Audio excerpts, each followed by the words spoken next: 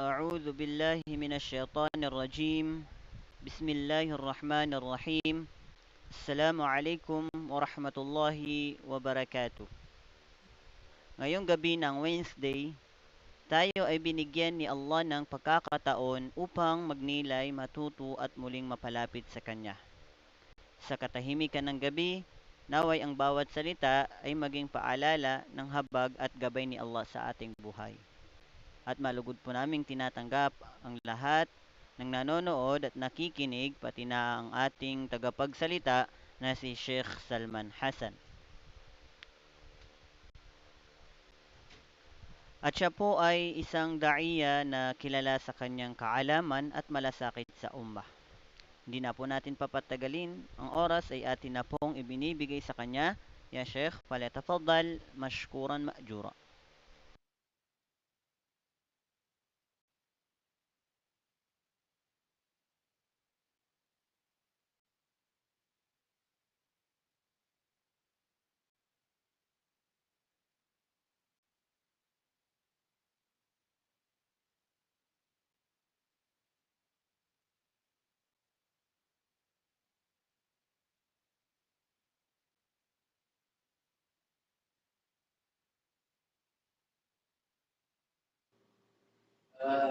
أعوذ بالله من الشيطان الرجيم بسم الله الرحمن الرحيم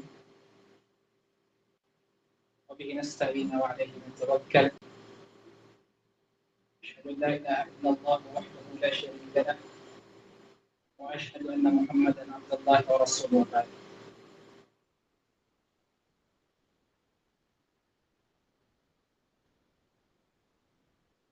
Sa lahat, ang papuri at salamat ay para lamang sa Allah at ang pagpapala at kapayapaan ay sa ating mahal na propeta na si Propeta Muhammad sallallahu alaihi wasallam. Okay, sa bilang kung di ako marinig ng maayos. So, inshallah, bilang magpapatuloy ng ating tinatalakay tungkol sa kitab na Al-Mulakhas Al-Fiqhi ay tayo muli ay magpapatuloy sa talakayan tungkol sa Kitab As-Salah, mula sa Kitab As-Salah na dito sa kitab na ito na Mulakhas Al-Fiqhi wala kay Sheikh Saleh Al-Fawzan rahimahullah ta'ala. So, bago ang lahat,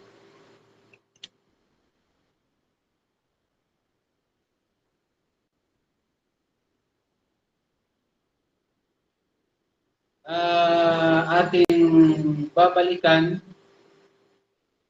ang ating tinatalakay tungkol sa mga arkan at mga wajibat ng salah.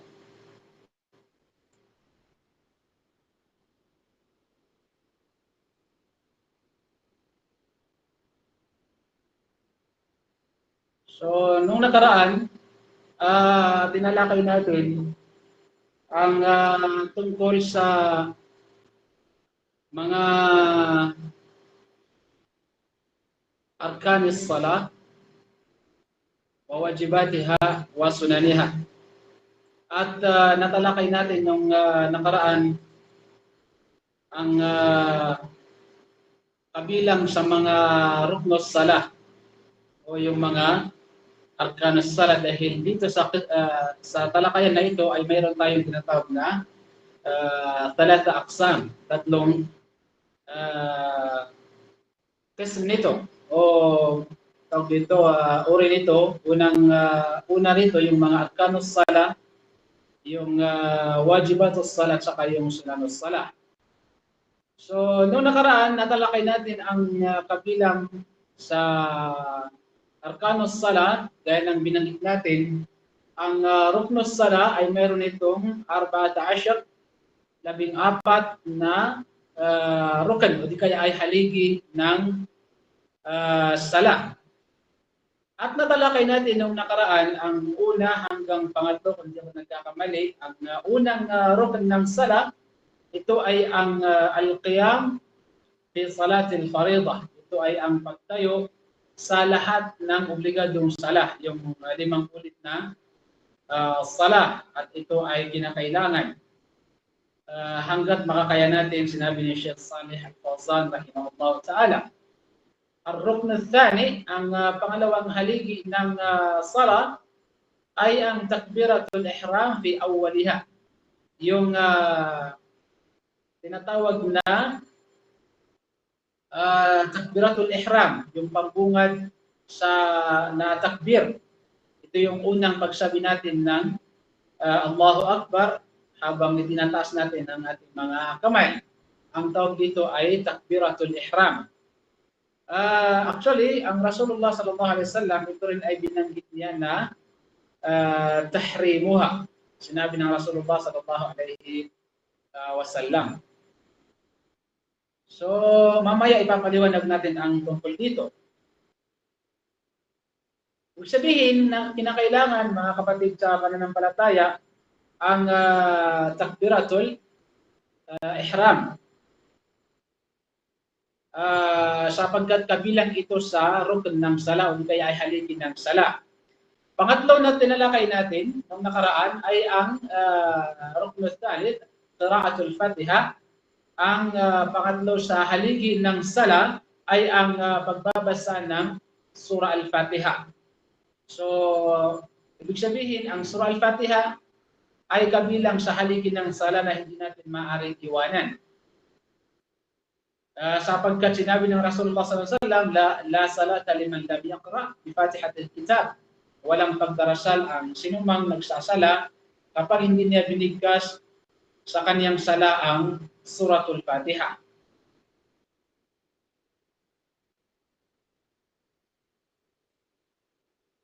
So, yun yung natalakay natin, tatlong haligi doon sa 14 na haligi ng sala na tatalakay natin, insyaAllah ta'ala.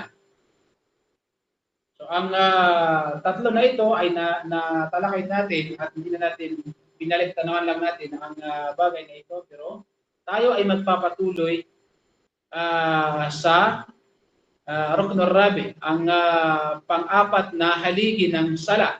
Tatandaan po natin ito. Bakit po natin ito tinatalakay, mga kapatid sa pananampalataya? Maaaring tayo ay nagsasala, pero hindi natin alam kung maaaring may mga tao, may mga kapatid sa pananampalataya na hindi niya alam kung ano ang mga rukn, mga haligi ng sala, sapagkat ang pag-iwan dito ay kinakailangan ng sujudus sahwi kapag ito ay naiwan na hindi sinasadya. Okay? Mamaya inshallah matatalakay natin ang patungkol dito. Kaya kinakailangan sa ulado natin, memoryado natin ang mga haligi ng sala. Sa kadahilanan na para malaman natin kung kailan tayo magsasagawa ng sujud as-sahwi. Yes. So pang-apat na haligi ng sala o rukn ng sala ay ar-ruku'u fi kulli rak'atin. Ang pagyuko sa bawat rak'ah. Halimbawa, kung salatul dhuhr, asr, isha, 4 na rak'ah, ibig sabihin na 4 na bisis kang yuyuko o magruruko sapagkat kabilang ito sa haligi ng sala. Yung pagyuko ay kabilang sa haligi ng sala, pang-apat sa haligi ng sala. Qawlihi ta'ala, gaya ng sinabi raw ng Allah subhanahu wa ta'ala, na sinabi nito, ya ayyuhalladhina amanu ruk'u wasjudu. Sabi ng Allah subhanahu wa ta'ala sa suratul Hajj, aya 77, sabi ng Allah, o kayong mga naniwala, kayo ay magsipagyuko at magsipagtirapa. Yan ang sinabi ng Allah subhanahu wa ta'ala sa surah Al-Hajj. Wasjudu aw warka'u aw irka'u wasjudu. Ibig sabihin na kayo ay magsipagyuko at magsipagtirapa. So sabi rito, وقد ثبت الركوع في سنة رسول الله صلى الله عليه وسلم فهو واجب بالكتاب والسنة والإجماع. So, nangahulugan na ang pagyuko, sinabi ni Sheikh Saleh Al-Fawzan, rahimahullah ta'ala, ay nabanggit sa sunna ng propeta sallallahu alaihi wasallam at ito ay obligado ayon sa Quran, ayon sa sunna at ayon sa napagkasunduan o tinatawag natin na al-ijma'. Sabi ni Sheikh Saleh Al-Fawzan rahimahullah ta'ala, wa huwa fil lugha, sa lugha or sa wika, linguistically, sabi ni Sheikh Saleh Al-Fawzan rahimahullah ta'ala, al-inhina wal-ruku'u wal-mujzi'u min al-qa'imi huwa an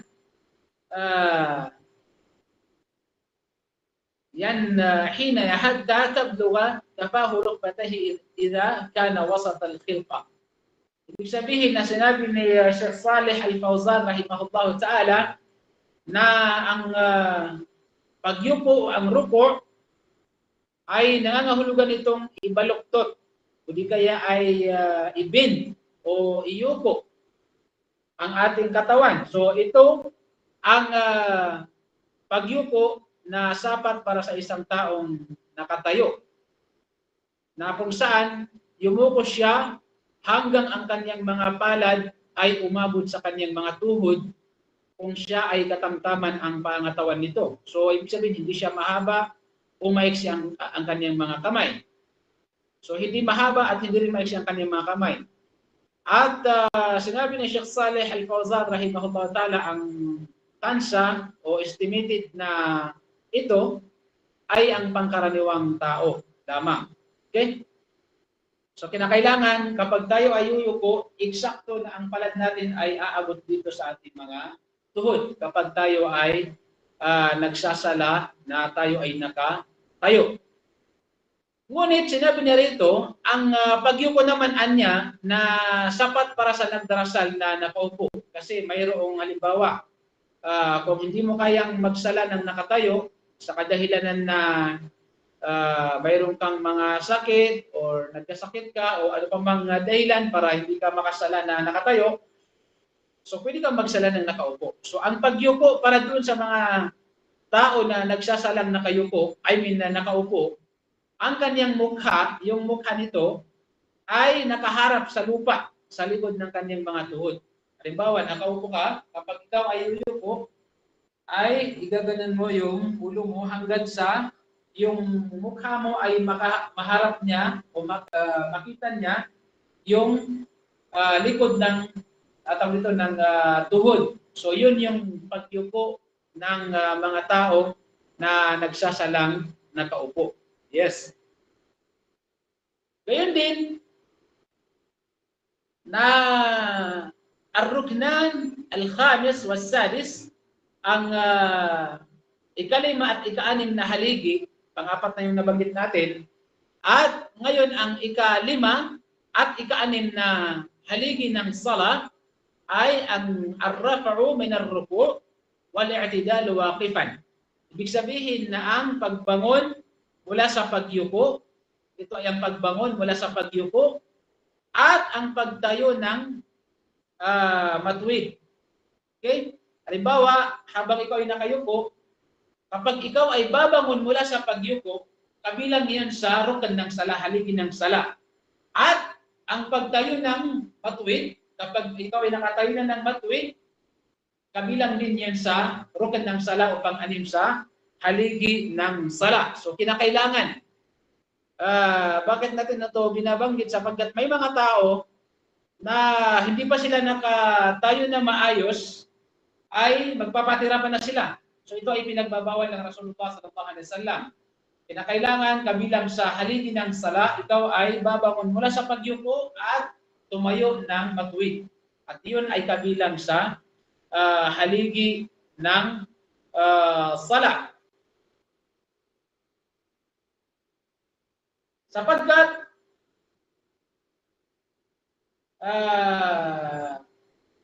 ang Rasulullah sallallahu alaihi wasallam ay ginawa niya ang bagay na ito at kanya pang sinabi ni Propeta Muhammad sallallahu alaihi wasallam, "Qala sallu kama ra'aytumuni usalli."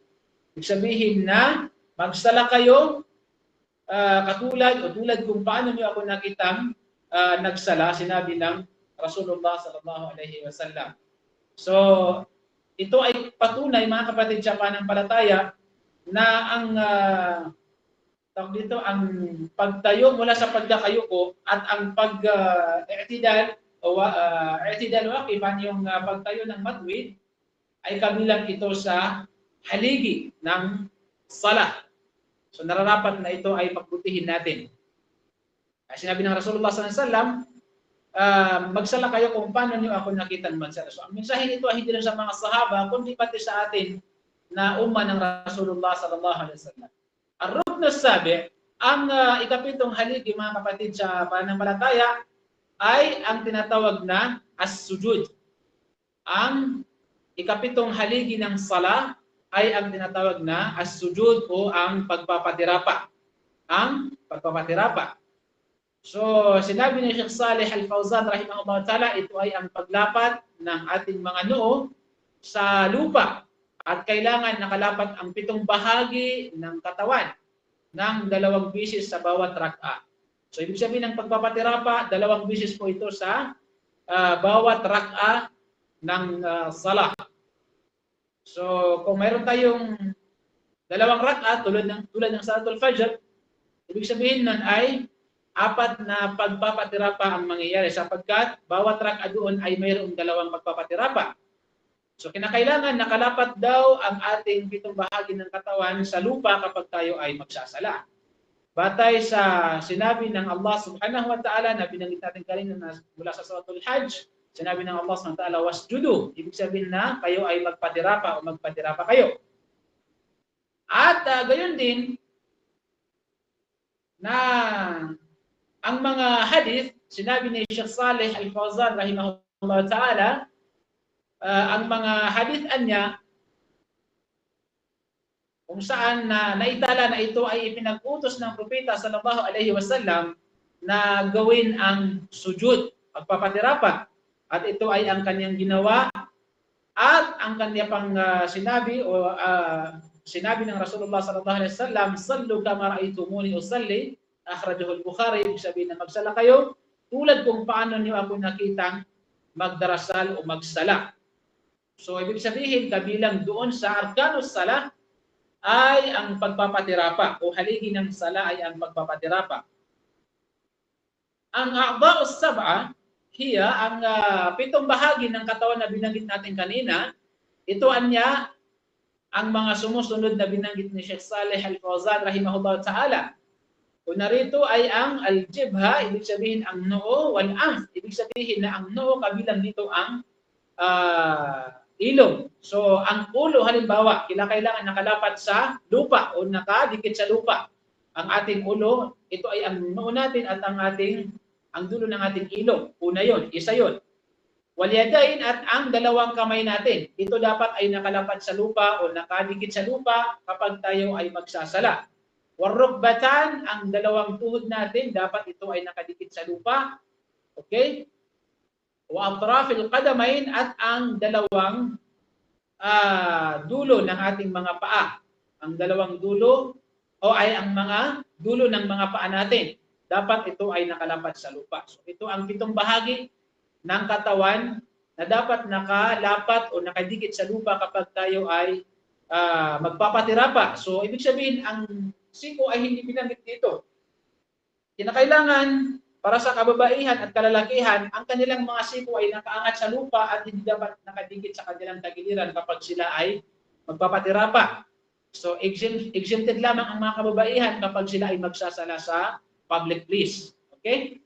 Pero kung sila ay magsasala sa kanilang mga bahay or sa masjid na kung saan walang mga halong lalaki halimbawa, doon sa salahan ng mga kababaihan, kinakailangan na sila ay magsala katulad kung paano nagsala ang Rasulullah SAW na ang kanilang mga sipo ay hindi dapat nakalapat sa kanilang tagiliran. Dapat ito ay nakahiwalay sa kanilang tagiliran at hindi dapat nakalapat o nakadikit sa lupa ang ating siko, kundi ang ating 2 palad lamang ang dapat na nakalapat o nakadikit sa lupa. So yun po ang 7 bahagi ng katawan na nakadikit o nakalapat sa lupa kapag tayo ay magpapatira pa para sa pagdarasal. So kabilang ito sa haligi ng sala, di kaya ay rukan ng sala. Rukn al-thamin, ang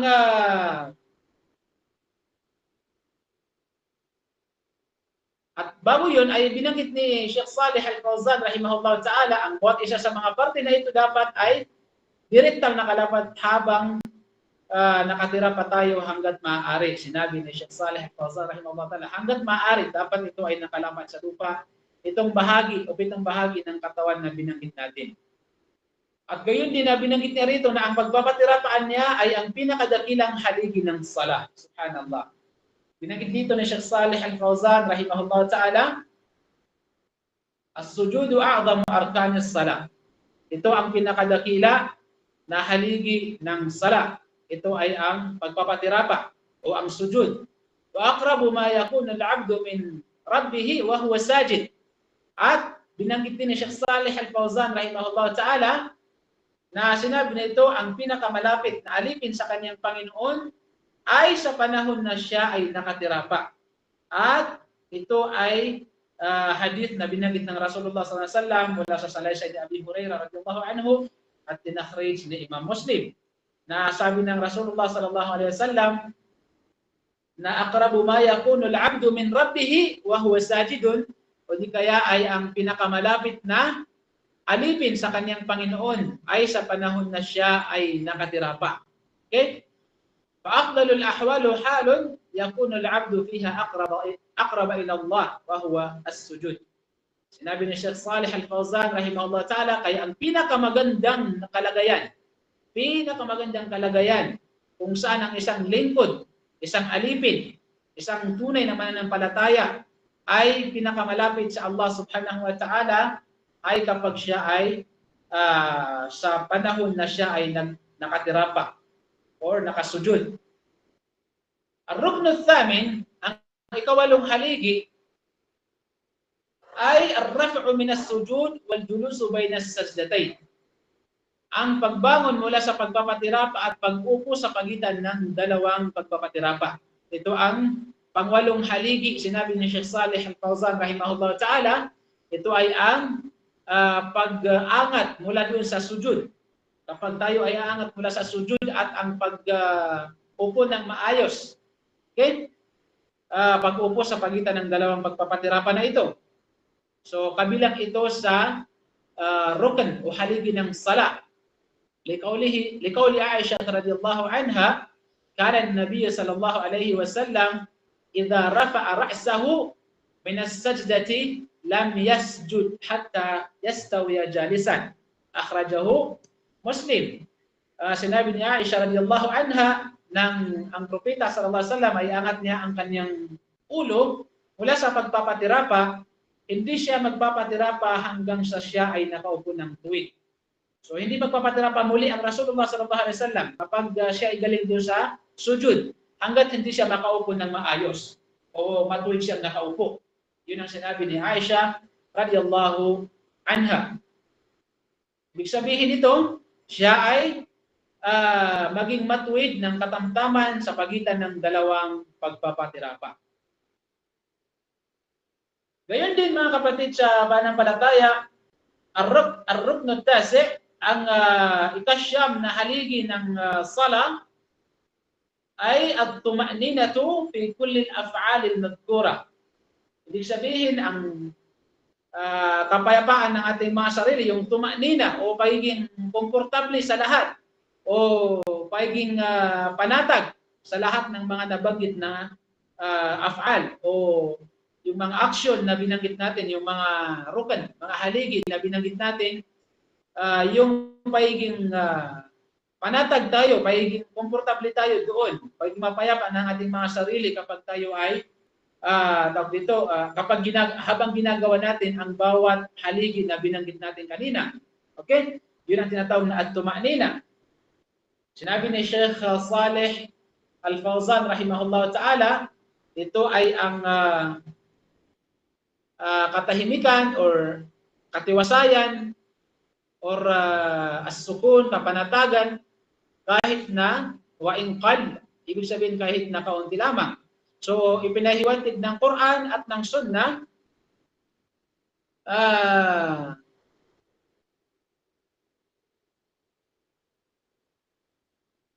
na sino man anya ang hindi panatag o hindi matiwasay sa kanyang pagdarasal ay hindi maituturing na siya ay nagsala at inutusan na ulitin niya ang kanyang sala. Tingnan nyo? Kaya kabilang sa haligi ng sala yung tumanina, sapagkat kapag hindi ka matiwasay, hindi ka panatag sa iyong pagdarasal, ay kinakailangan mong ulitin ang iyong sala. Okay? Kinakailangan na ulitin mo ang iyong sala, sinabi ni Sheikh Salih Al-Fawzan rahimahullah ta'ala. Ar-rukn al-ashir wal-hadi ashar, ang ikasampu at ikalabing isang haligi ng sala ay at-tashahhudul akhiru wa jalsatuhu. Ibig sabihin na ang panghuling tashahhud at ang pag-upo dito. Yun yung ikasampu at ikalabing isang haligi ng sala o rukn ng sala. Yung panghuling tashahhud at ang pag-upo sa huling tashahhud. So, ito ay ang sabihin natin, sabi nga ni Sheikh Salih Al-Fawzan rahimahullah ta'ala, wa huwa ay yaqul at-tahiyyatu ila akhir. Ito yung pagbigas natin pagsabi natin ng tahiyyat hanggang sa panghuli nito, hanggang dun sa asyhadu an la ilaha illallah wa anna Muhammadar Rasulullah. At gayon din yung pagsabi raw natin ng Allahumma salli ala Muhammad. Okay, Allahumma salli ala Muhammad. So, faqad thabata annahu sallallahu alayhi wa sallam lazimahu. Ibig sabihin na napatunayan na ang propeta sallallahu alayhi wa sallam ay iniutos niya ang ganito. At nagsabi ng Rasulullah sallallahu alayhi wa sallam, sallu kama ra'aytumuni usalli. Ibig sabihin na magsala kayo tulad kung paano niyo ako nakitang magdarasal o nagsala.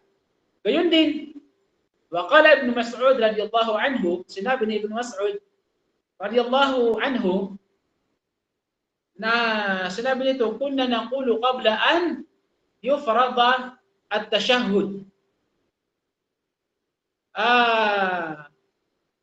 Mayroong binanggit si Ibn Mas'ud radiyallahu anhu tungkol sa hadith na pinag-utos sa kanila ng Rasulullah sallallahu alaihi wasallam. Sabi ni Ibn Mas'ud radiyallahu anhu, bago ginawang obligadoan niya ang tashahhud, dati namin sinasabi yung hadith na sinabi niya, assalamu ala Allah, assalamu ala Jibril wa Mikail. Ito yung kanilang sinasabi bago daw maging obligado ang pagsabi nila ng tashahhud. Bago maging obligado ang pagsabi nila ng tashahhud. So, sinabi sa kanila ng Rasulullah sallallahu alaihi wasallam, faqala an-nabiy sallallahu alaihi wasallam, la taqulu hakadha. Huwag niyo sabihin ang ganyan. Sinabi ni Propeta Muhammad sallallahu alaihi wasallam, walakin qulu at-tahiyyatu lillah ila akhir. Bago sabi ni Propeta Muhammad sallallahu alaihi wasallam, yung at-tahiyyatu lillah hanggang doon sa panghuli nito sinabi ni Propeta Muhammad sallallahu alaihi wasallam na itinuro niya sa kanila.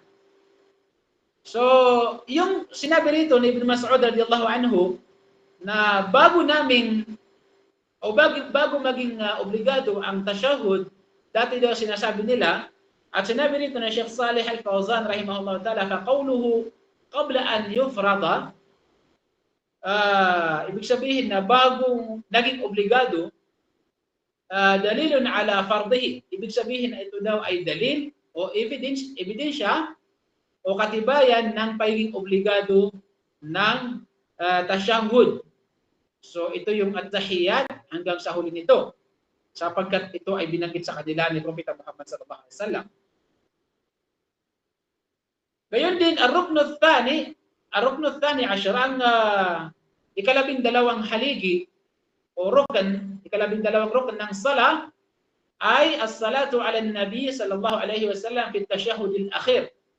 Ibig sabihin na ito ay ang pagsalawat sa propeta sallallahu alaihi wasallam, o pagpapadala ng mga pagpapala sa propeta sallallahu alaihi wasallam sa huling tashahhud,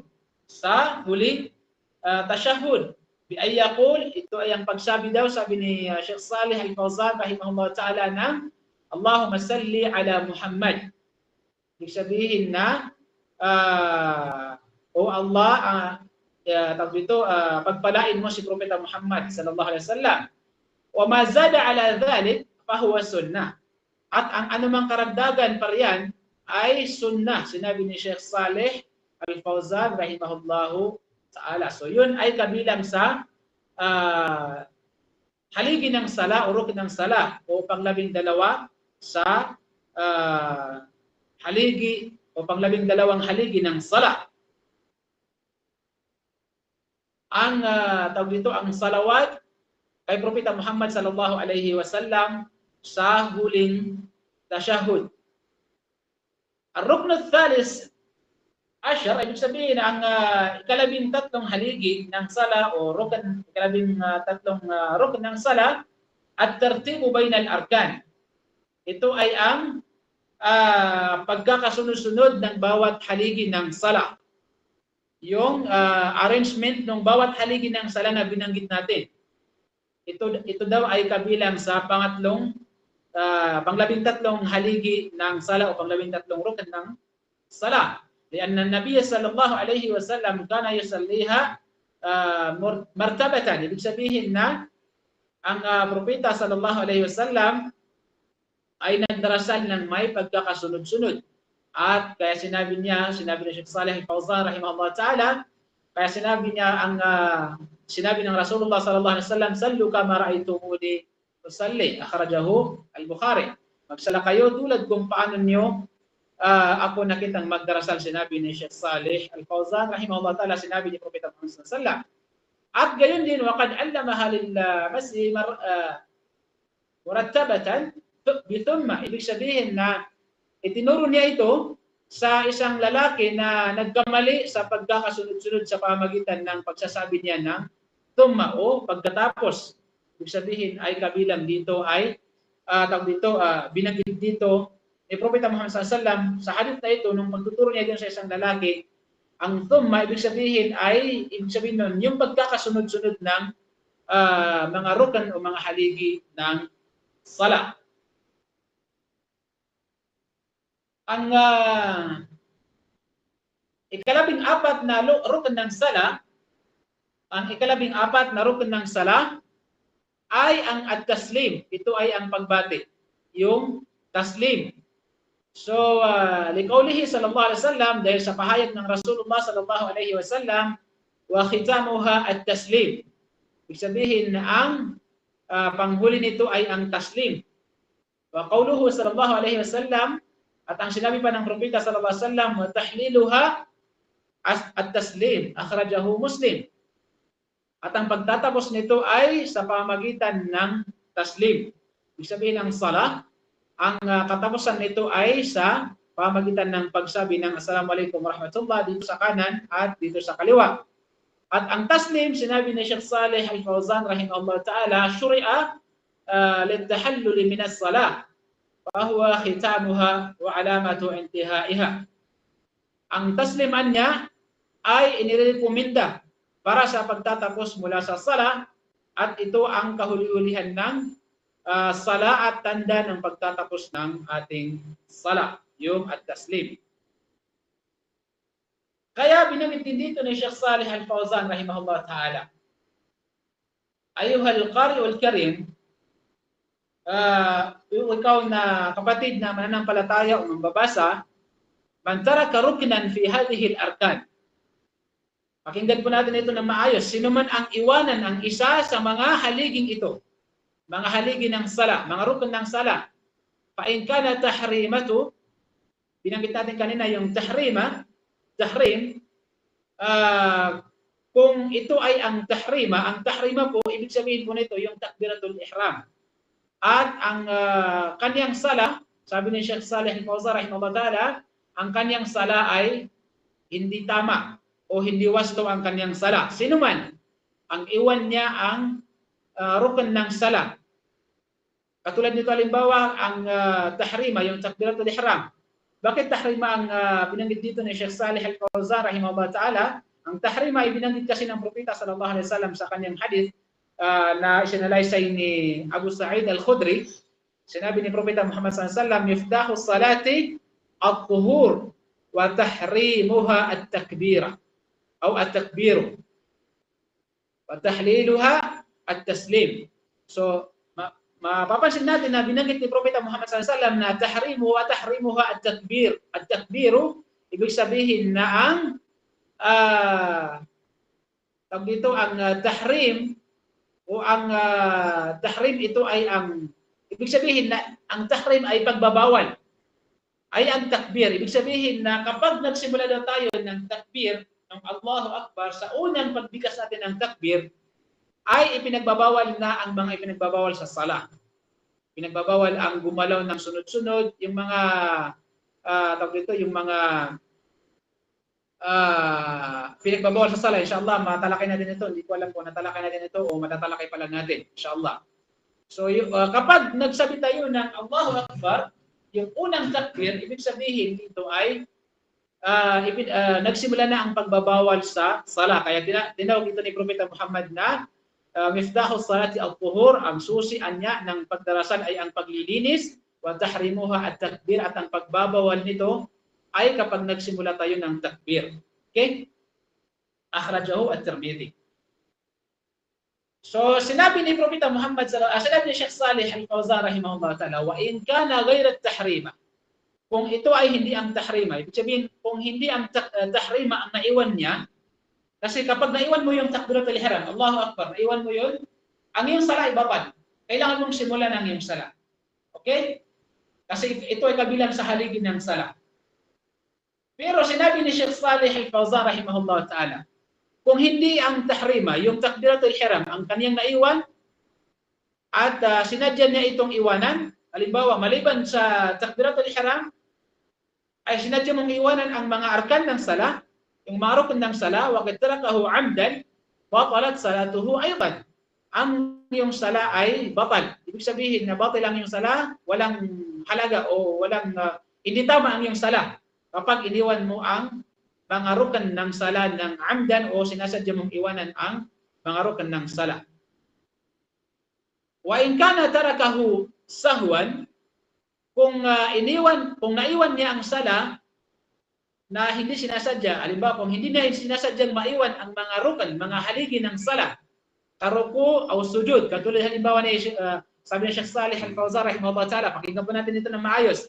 Katulad halimbawa, ang ruku o di kaya ang sujud, naiwan mo ito halimbawa nang hindi mo sinasadya, sinabi ni Sheikh Salih Al-Fawzan rahimahullah ta'ala, fa in dhakarahu qabla shuru'ihi fi qira'ati rak'atin ukhra, fa innahu ya'udu liya'tiya bihi wa bima ba'dahu min ar-rak'ati allati tarakahu fiha.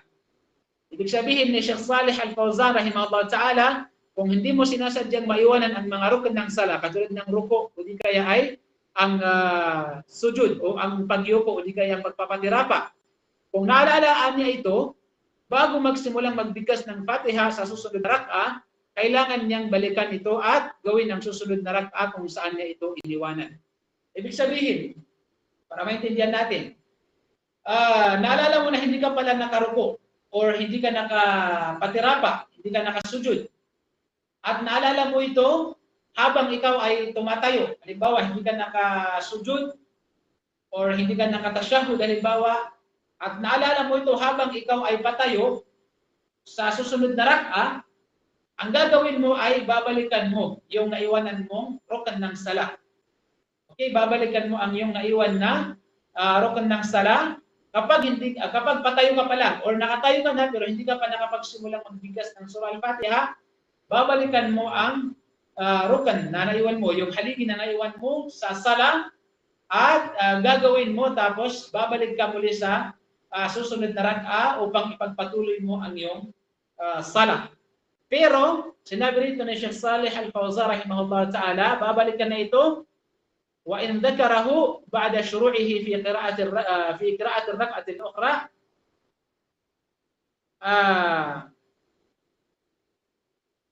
babalikan mo ang iyong naiwan na haligi ng sala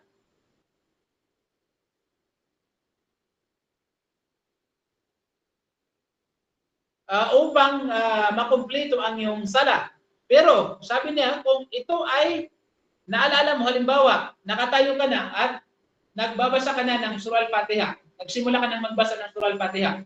Saka mo naalaala na mayroon ka palang naiwan sa mga haligi ng sala. Halimbawa, naiwan mo yung sujud, hindi kaya yung ruko, hindi kaya yung pag-upo.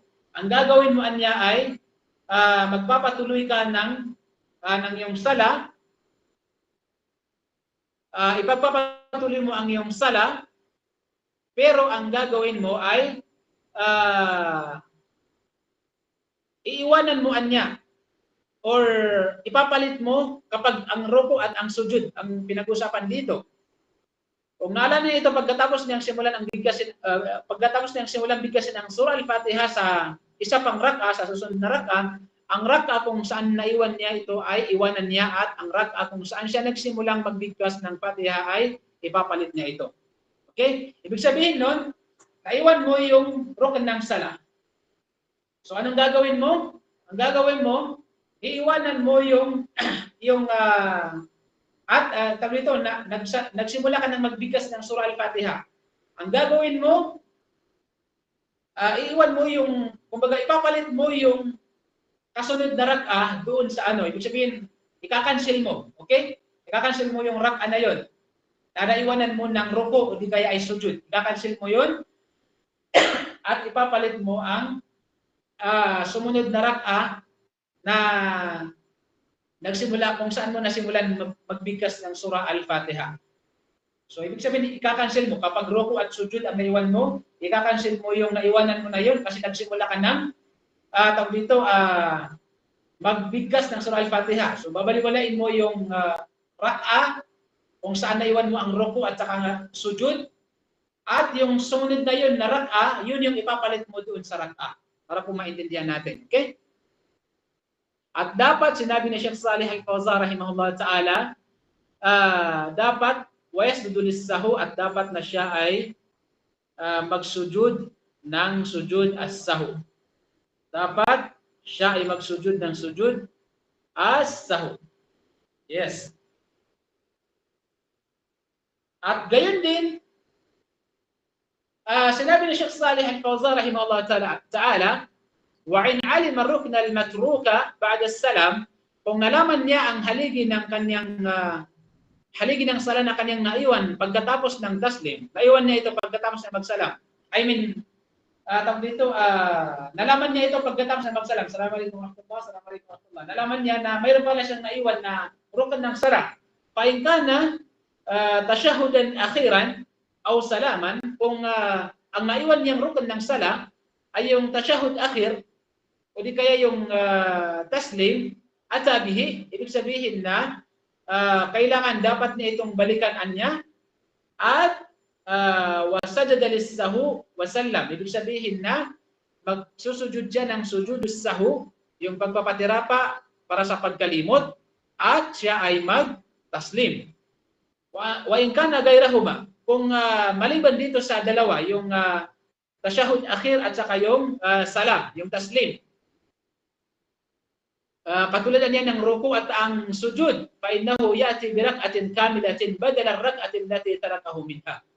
Ang gagawin niya, kung pagkatapos niya magtaslim, naalala niya na mayroon siyang naiwan na ruku o di kaya ay sujud doon sa isang rak'a, ang gagawin niya, tatayo siya ng isang rak'a na kamil. Ibig sabihin, gagawa siya, pagpaproduce siya o di kaya gagawa siya ng isang rak'a na kompletong rak'a mula Fatiha hanggang sa matapos nito bilang kapalit doon sa kanyang naiwan na haligi ng sala. Wa yasjudu lis-sahu, at bago siya magtaslim ay magsusujud siya ng sujud as-sahu. Pero ang condition nito, sinabi ni Sheikh Salih Al-Fawzan rahimahullah ta'ala, kung ang pagitan nito ay hindi masyadong mahaba. Halimbawa, pagkatapos mo magtaslim, assalamualaikum warahmatullah, may nagpaalala sa'yo na ya Sheikh o Ustad, mayroon kang naiwan na sujud, hindi kaya ay ruku. So, yun, tatayo ka at gagawa ka ng isang buong rak'a ng sala. Pero sinabi niya na fa'in tala al-fasl aw inqada wudu'uhu, kung naalala niya ito pagkatapos halimbawa ng mahabang panahon, mahabang oras, o di kaya ay naalala niya ito pagkatapos nawala yung kanyang wudu, halimbawa, Aada salatu kamilatan ay uulitin niya ang buong sala. Sabihin kung Maghrib, magsasala siya muli ng salatul Maghrib. Okay, magsasala siya muli ng salatul Maghrib. So, sinabi ni Sheikh Salih Al-Fawzan rahimahullah ta'ala, kama adama hadhihi as-salah, napakadakila po ang sala na ito. Sinabi ni Sheikh Salih Al-Fawzan rahimahullah ta'ala, at napakadakila ang mga salita at kilos o ginagawa dito sa sala na ito. Naway bigyan ng Allah SWT ang lahat ng tagumpay sa pagtatag at pagpapanatili ng ating sala, sapagkat alam natin na ang sala ay napaka-importante, napakadakila para sa atin. Kaya dalangin natin sa Allah Subhanahu wa Ta'ala na maitatag natin ito o ikay mapanatili natin ang mga haligi nito, ang mga rukun nito. Hanggang dito na lamang insyaAllah, ipagpapatuloy natin ito sa sumunod na linggo insyaAllah ta'ala, sapagkat mayroon pa tayong tinatapos. Hanggang dito na lamang muna ang ating tatalakay. Ito ay ang mga rukun o mga haligi ng salat. Jazakumullahu khairan wa akhir da'wana alhamdulillahi rabbil alamin. Assalamualaikum warahmatullahi wabarakatuh. Waalaikumsalam warahmatullahi wabarakatuh. Subhanallah wa alhamdulillah. Isa na namang malalim at malawak na kaalaman ang naibahagi sa atin ng ating tagapagsalita na si Sheikh Salman Hasan. At bago po tayo dumating sa Q&A session, ay tatanungin muna natin ang ating tagapagsalita kung siya ba ay tumatanggap ng ilang mga katanungan. Ya Sheikhana, kayo po ba ay tumatanggap ng ilang mga katanungan mula sa ating tagapakinig? Inshallah, inshallah. Hanggat kaya po natin sagutin. So, alhamdulillah, ngayon ay binubuksan natin ang Q&A session. At sa gustong magtanong at paalala lang sa mga kababaihan na kung kayo ay magtatanong ay pakiiwan na lang po sa my chat box. At sa mga kalalakihan naman po ay maaari nyo pong itaas ang inyong mga virtual hand upang direktang magtanong kay Sheikh Salman Hasan. So kami po ay maghihintay sa inyong mga katanungan.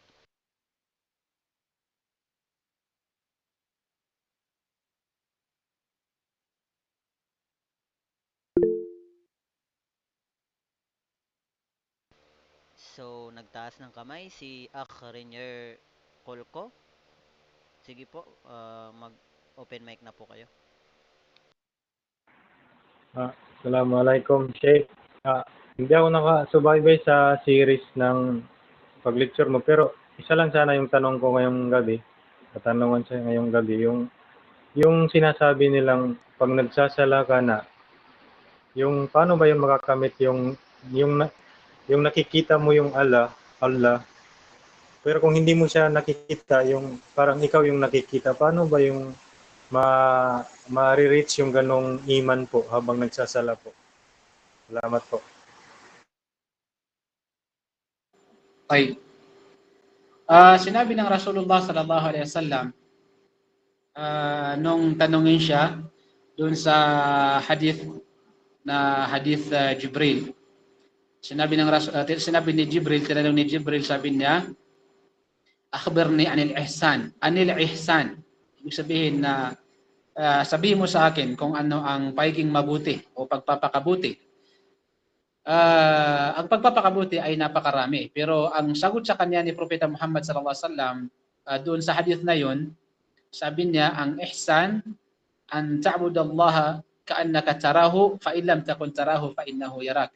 Ang pagpapakabutian niya ay ang sambahin mo ang Allah subhanahu wa ta'ala na para mo siyang nakikita. Hindi mo man nakikita ang Allah subhanahu wa ta'ala, pero nakikita ka ng Allah subhanahu wa ta'ala. So, sa ganitong kalagayan, alam natin na ang Allah subhanahu wa ta'ala ay as-sami' al-basir. Nakakakita, nakakarinig at nakakakita ang Allah subhanahu wa ta'ala. Ibig sabihin na nakikita ng Allah subhanahu wa ta'ala kung ano ang ginagawa natin, sapagkat lagi tayong binabantay ng Allah subhanahu wa ta'ala sa bawat kilos ng kaniyang mga alipin o kaniyang mga nilalang. Saan man tayo sumuot, nakikita tayo ng Allah subhanahu wa ta'ala. So, ito ay palatandaan na ang Allah subhanahu wa ta'ala, nakikita niya tayo sa bawat hakbang na ginagawa natin, bawat kasalanan, bawat kabutihan na ginagawa natin. So, makakamit natin ang ganitong kalagayan sa pamagitan ng pagpapakabuti doon sa gagawin nating pagsamba. Halimbawa, kinakailangan ikaw ay maging muhsin. Ibig sabihin na magpakabuti o pagpakabuti doon sa gagawin mong pagsamba sa Allah SWT. Katulad ng sala, kapag ikaw ay magsasala, kailangan yung bawat rukan ng sala, bawat wajibat ng sala ay maisabuhay mo, maitatag mo. At habang ikaw ay nagsasala, kinakailangan yung layunin mo at saka yung tumanina, yung pagiging matiwasay, pagiging panatag sa iyong sala, at yung khusyu sa iyong sala. Sa panahon ng mga sahaba, kapag sila ay nagsasala, mayroon pang isang kwento na isang lalaki na nagsasala habang natuklaw siya ng ahas at hindi niya naramdaman na siya ay natuklaw ng ahas habang siya ay nagsasala. Subhanallah. Nandoon yung khusyu at saka yung tumanina sa kanyang pagsasala. Ibig sabihin nun na habang sila ay gumagawa ng pagsamba, lalo na ang pagdarasal, lalo na ang sala, iniisip nila or ini-imagine nila na sila ay nasa loob ng paraiso. At nakakalimutan nila ang mundong ito. Habang sa tuwing sila ay nagsasala, nakakalimutan nila ang mundong ito at nai-imagine nila na sila ay nasa loob ng paraiso. At ang ganitong iman, dito natin mararamdaman ang tunay na kapanatagan o di kaya tunay na pagkamit doon sa sinabi ng Rasulullah sallallahu alaihi wasallam na ikaw ay sasamba sa Allah na para mo siyang nakikita. Ngunit hindi mo nakikita ang Allah pero nakikita ka ng Allah subhanahu wa ta'ala. Ibig sabihin, habang ikaw ay gumagawa ng pagsamba, lalo na sa sala, ina-imagine mo na kaharap mo ang Allah subhanahu wa ta'ala. Ina-imagine mo na nakikita mo ang Allah subhanahu wa ta'ala kahit hindi mo siya nakikita, sapagkat nakikita ka ng Allah subhanahu wa ta'ala.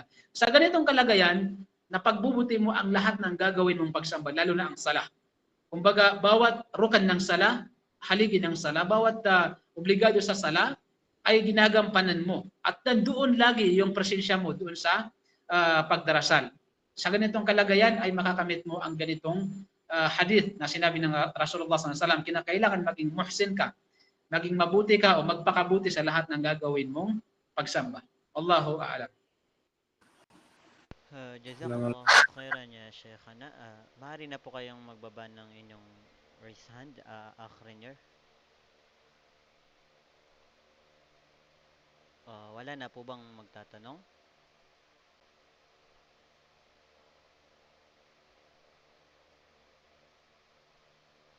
So, may katanungan dito sa may chat box.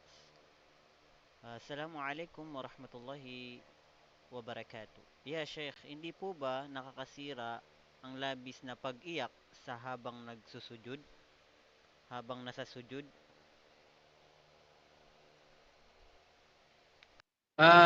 Hindi po ito nakakasira ng sala ang labis na pag-iyak sa sujud. At least, unless or habang ikaw ay umiiyak, ay huwag mong kalilimutan na ikaw ay nagsasala. Sapagkat kabilang yun sa, kabilang yun sa dapat na, dapat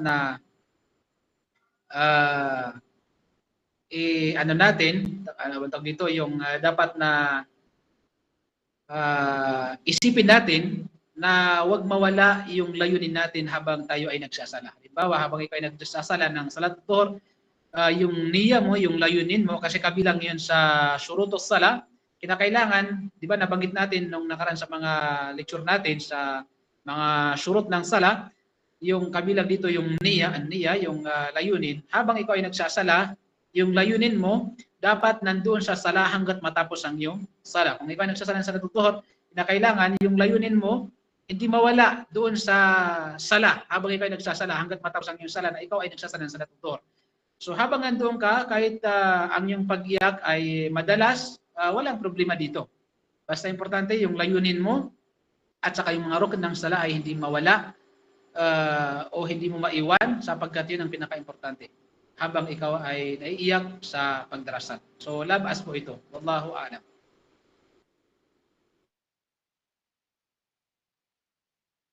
Jazakallahu khairan ya Sheikhana.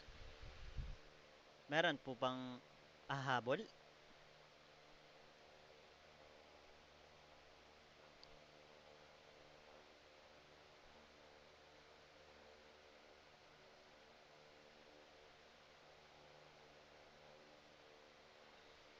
So, siguro, ya Sheikh Hanais, hanggang dito na lang po tayo upang ang lahat ay makapagpahinga ng maaga. So, jazakallahu khairan ya Sheikh Salman Hassan sa inyong pagbahagi ng magandang kaalaman. At maraming salamat din po sa mga lahat ng nakibahagi ngayong gabi. Maraming maraming salamat po sa inyong pagsuporta at pagtangkilik tuwing gabi. So bilang pagtatapos, ya Sheikhana, ay hinihiling po namin sa inyo na magbigay po sa amin ng panghuling salita or payo at pangunahan po kami sa Kafaratul Majlis. Jazakumullah khairan po sa lahat ng nakinig at walang Allah subhanahu wa ta'ala may sa buhay natin ng maayos ang ating sala sapagkat alam natin na ang sala ay kabilang sa obligado natin o obligasyon natin bilang isang mananampalataya. At ang pag-iwan sa mga haligi nito, mga kondisyon nito ay nakakawalang bisa sa ating sala. So kaya natin ito tinatalakay sapagkat baka mayroon sa ating mga kapatid sa pananampalataya na ilang taon nang nagsasala pero naiiwan nila ang mga haligi ng sala or yung mga surut ng sala, yung mga kondisyon ng sala. O maaari na may mga kapatid sa pananampalataya na hindi nila alam kung kailan nila isasagawa ang sujud sahwi, yung pagsujud sa pagkalimot kapag naiwan nila ang mga rukun ng sala. So dalangin natin sa Allah subhanahu wa ta'ala na tayo ay kanyang pangalagaan at dagdagan ng kaalaman. Gayon din, dalangin natin sa Allah subhanahu wa ta'ala na tayo ay kanyang patawarin sa mga gawain natin at na hindi niya nagugustuhan at gayon din na papasukin natin sa pinakamataas na andas ng kanyang paraiso. Barakallahu fiikum wa jazakumullahu khairan. Subhanakallahumma wa bihamdik.